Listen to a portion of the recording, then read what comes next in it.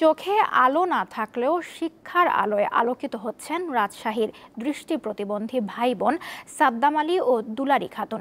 অভাবের সংসারে নানা প্রতিকূলতা পেরিয়ে স্কুল কলেজের পর এখন তারা জাহাঙ্গীরনগর বিশ্ববিদ্যালয়ের শিক্ষার্থী।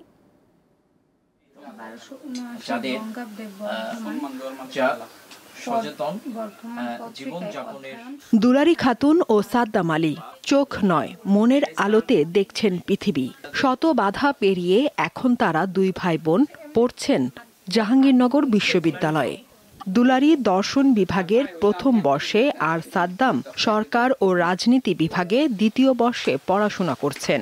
অন্য সব সাধারণ মানুষদের মতো আমরা সবকিছুই করতে পারি, যেমন ল্যাপটপ, কম্পিউটার থেকে শুরু করে বিভিন্ন কাজ, সমস্ত কাজই করি। বাবা পেশায় একজন রিকশা চালক। অভাবের সংসারে নানা টানাপোড়েন, তারপরও ভাগ্যের হাতে ছেড়ে দেননি নিজেদের জীবন।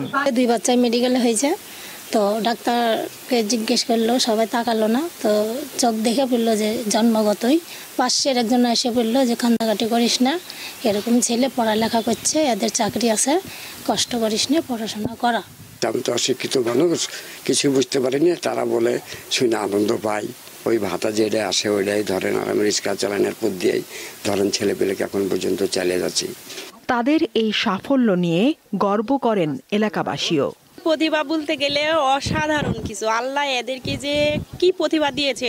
আর আমি ছোট থেকে দেখছি তাকে দুই ভাই বোনকে, যে তারা আরবি বলেন বা ইংলিশ বলেন সব দিক থেকে পারফেক্ট।